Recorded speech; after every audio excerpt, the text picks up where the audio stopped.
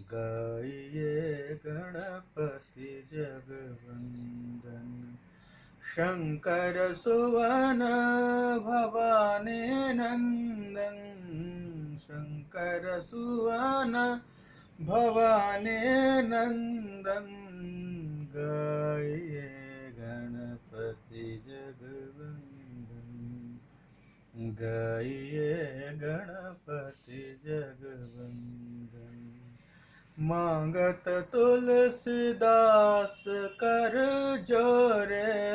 मांगत तुलसीदास कर जोरे। बसहु राम सिय मानस मोरे। बसहु राम सिय मानस मोरे। गाइए गणपति जगवंदन। शंकर सुवन भवानी नंदन। गाइए गणपति जगवंदन। मंगल मूर्ति भगवान श्री गणेश को स्मरण करते हुए आज हम लोग ज्योतिष परिचय, फलित ज्योतिष परिचय के पाठ दूसरे पाठ में हम लोग प्रवेश करते हैं। भगवान विघ्न विनाशक गणेश जी की कृपा से हम लोग जल्दी ही इस विद्या को आत्मसात कर लेंगे। शीघ्र ही हम लोग इसमें प्रवीण हो जाएंगे, ऐसी आशा के साथ, ऐसी अभिलाषा के साथ हम लोग आगे बढ़ते हैं। कल हम लोगों ने चर्चा की थी कुंडली के 12वें भाव पर। ये जो 12 भाव आप देख रहे हैं, प्रथम, द्वितीय, तृतीय, चतुर्थ, पंचम, षष्ठ, अष्टम आदि, जो भी, ये वस्तुतः एक काल पुरुष की कुंडली है, ये ब्रह्मांड की कुंडली है, ये पूरे विश्व की कुंडली है। तो इस कुंडली में मैंने पहले कल बताया था कि किन भावों से किस चीज़ का विचार होगा। तो अभी आपको आपके रोचकता के लिए, आपकी जानकारी के लिए, चूँकि विषय रुचिकर बनाना है, तो आपकी रुचि के लिए बता दूं कि ब्रह्मांड में अभी तृतीय भाव की दशा चल रही है। यानी जो भी आज चल रहा है वो तृतीय भाव यानी पराक्रम का है। सभी जितने वर्षों से भी ये चल रहा है, आप देख रहे हैं कि विज्ञान में, एग्रीकल्चर में, अलग अलग आयुध निर्माणी में, तरह तरह के विभागों में नए नए आविष्कार हो गए। और इन सब में सबसे बड़ा जो डेवलपमेंट है वो है सोशल मीडिया का, जिसमें व्यक्ति अपनी अभिव्यक्ति कर रहा है, व्यक्ति अपने आप को अभिव्यक्त कर रहा है। कल क्या था, कल कुछ लोग बोलते थे, कुछ लोग सुनते थे, या एक कुछ खास व्यक्तियों का ही अधिकार था अपनी बातों को कहने लिखने का। पेपर में भी आप लिखते थे तो एडिटर के नाम से आप कुछ लिखते थे, संपादक, वो आपको तवज्जो देता था नहीं देता था, ये सब बड़ी बात थी। लेकिन आज कोई भी जनमानस फेसबुक पर, इंस्टाग्राम पे, व्हाट्सएप पर अपनी राय दे सकता है, अपने आप को मुखर कर सकता है। तो इसलिए तृतीय भाव जो है वो लेखन का है। हम जो भी लिख सकते हैं, जो अपनी अभिव्यक्ति के, एक्चुअली लेखन को लोग पराक्रम नहीं मानते, इसको विद्या और बुद्धि से जोड़ते हैं, लेकिन ये घोर पराक्रम है। अपने आप को अभिव्यक्त करना, अपने विचार को लेखनी से व्यक्त कर देना, ये पराक्रम है। इसलिए तृतीय भाव जो है वो हमारे पराक्रम, लेखन, छोटे भाई बहनों का ये भाव है। आपको बता दूं कि कुंडली में त्रिशडाय भी एक विषय आता है। त्रिशडाय मतलब त्रि मतलब 3, षड मतलब छठा, जहां आप रोग देख रहे हैं, और एकादश भाव यानी आय, उसको आय भाव भी बोलते हैं, आय और व्यय।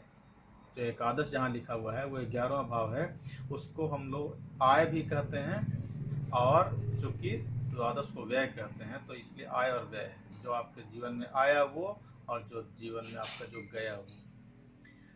वस्तुतः हर कुंडली, हर भाव का जो 12वां भाव होता है उसका व्यय स्थान होता है।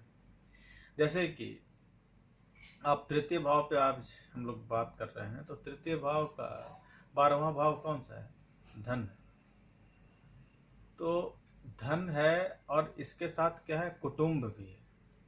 द्वितीय भाव अब हमारे कुटुंब का भी है। और अगर लग्न को एक शरीर माने, लग्न को मैं बार बार ये कह रहा हूँ कि आप हैं, तो ये आपका चेहरा है, तो व्यय यानी कि ये आपका दाहिना आँख हो गया व्यय स्थान, द्वितीय स्थान, और बायां आँख आपका हो गया द्वादश भाव। तो ये इसी तरह से ये ना सिर्फ एक एक चीज़ों को दर्शाता है, ये बल्कि पूरे शरीर को भी दर्शा देगा। आपका जो हाथ है वो कौन सा है, हाथ का विचार, बाएं हाथ का विचार कहाँ से, दाहिने हाथ का विचार कहाँ से, आँख का कहाँ से, लीवर, किडनी, आपका जो पेट है, उदर है, आंत है, इन सब की भी इसमें विवेचना होगी। तो इसलिए ये बहुत ही रोचक विषय है, ये आपके बारे में है बिल्कुल। और जो कुछ भी जब आप अपनी कुंडली को सामने रखेंगे, उसके बाद हम लोग विश्लेषण भी उसका करेंगे, तो आप जब अपने आप को जानना शुरू करेंगे तो आपको बहुत आनंद आने लग जाएगा, और आप स्वतः ही फिर उसको अपने, एक कहावत है कि आप जब दूसरे के बारे, अपने बारे में किसी को बताएंगे तो ज़्यादा से ज़्यादा 5 मिनट बाद उसको उबासी आने लग जाएगी। लेकिन अगर उसके बारे में बताइए, व्यक्ति के, जो सुनने वाला है उसके बारे में अगर आप बताएं, तो वो व्यक्ति घंटों अपने बारे में सुन सकता है। कारण क्या है? क्योंकि सबकी जो रुचि है स्वयं में ज़्यादा होती है, और व्यक्ति, ये दुनिया, ये सब कुछ स्वार्थ से भरपूर है। तो स्वार्थ उसको ऐसा ज़्यादा नेगेटिव शब्द में न लेकर कहते हुए हर व्यक्ति अपने बारे में ही जानना चाहता है। तो ये कुंडली भी आपको अपने बारे में ही बताएगी। तो तृतीय भाव पराक्रम हो गया, लेखन हो गया, छोटे भाई बहन हो गया। चतुर्थ भाव से हम माता का विचार करते हैं। हमारी जो माँ है वो कैसी होंगी, माता का सुख आपको मिलेगा कि नहीं। कई लोग होते हैं जो बचपन से ही उनकी माता उनके साथ नहीं रह पाती, गुजर जाती हैं। कुछ लोग एक माँ से ज़्यादा 2-3 माँ का भी लाभ ले लेते हैं जीवन में, बड़ी माँ, छोटी माँ, ऐसे करके। तो ये मातृ स्थान है। फिर है भूमि, वाहन और जनता का भाव है। आपके कितने मित्र होंगे, आप जनता में आपकी पॉपुलैरिटी क्या होगी। अगर एक नेता के दृष्टि से विचार करेंगे तो एक नेता का चतुर्थ भाव बड़ा मजबूत होना चाहिए, जनता पर पकड़ होनी चाहिए उसकी। जब नेता कुछ कहता है तो जनता उसका विश्वास करती है, फिर उसको वोट करती है। और भूमि का भी है, आपके जीवन में कितने कितने गज, कितने कट्ठा, कितना एकड़ आपके पास जमीन होगी, इसकी बात भी की जाती है। इसलिए चतुर्थ और जो द्वितीय है बड़ा जुड़ा हुआ है, क्योंकि द्वितीय है अचल संपत्ति का, तो ये भूमि का है, तो भूमि भी अचल संपत्ति में आएगा, इसलिए दोनों का रिलेशन हो गया। इसके बाद वाहन सुख है कि नहीं। आप फटफटिया पे चलेंगे, या मोटर कार पे चलेंगे, या बस पे चलेंगे, या पैदल चलेंगे, ये इसका विचार भी इसी से हो जाएगा। और माता का स्वास्थ्य कैसा रहेगा, आपको चिंता हो रही है, आप बाहर हैं, माँ बीमार पड़ गई है, अब ये जानना है कि माँ की स्थिति और ख़राब होगी कि वो ठीक होगी। तो ये कुंडली निकालिए, चतुर्थ भाव देख लीजिए अच्छे से, ग्रहों की दशा, अंतरदशा, उस पर दृष्टि आदि आदि सब विचार कर लीजिए, थोड़ा गोचर देख लीजिए, हो जाता है, बहुत आसान है। और पंचम क्या है, वो है संतान भाव। तो संतान भाव, आपके संतान कैसे होंगे, कितनी होंगी, कितने जो है पेट में ही, माँ के पेट में ही दम तोड़ देंगे, कितने बाहर आएंगे तो कितने दिन तक रहेंगे, वो किस कोटि की होंगे, क्या उनका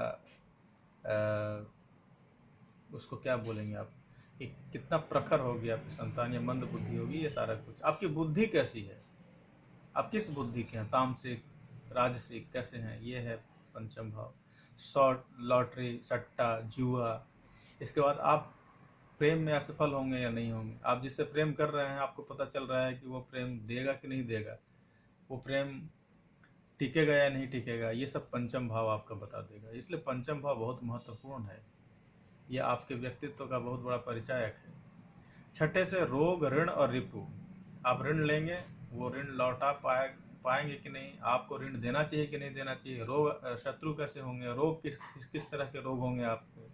ये छठा रोग बड़ा छठा को बड़ा खराब माना जाता है, क्योंकि भाई रोग कौन चाहता है, शत्रु कौन चाहता है, और ऋण कौन लेना चाहता है, और ऋण देना भी कौन चाहता है।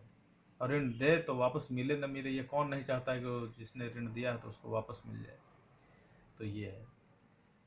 तो साथियों, आज हम लोग छठे भाव तक की चर्चा को रोकते हैं, वीडियो छोटे बनाने की बात हो रही थी। इसके बाद हम लोग कल सप्तम, अष्टम, और इसके बाद कल पूरा हम ये जो शेष बचे हुए भाव हैं उनको हम ख़त्म कर लेंगे। और अब मुझे आशा है कि आप लोगों ने 12 राशि याद कर लिया होगा। इसके बाद बहुत कुछ बताने को है, लेकिन ज़्यादा समय न लेते हुए छोटा छोटा वीडियो बनाने का प्रयास कर रहा हूँ, ताकि धीरे धीरे और सुगमता से आप तक ये ज्ञान पहुँचे।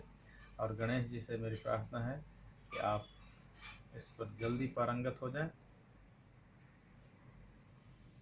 और इसी के साथ यहीं पे अपनी वाणी को विराम देता हूँ। नमस्कार।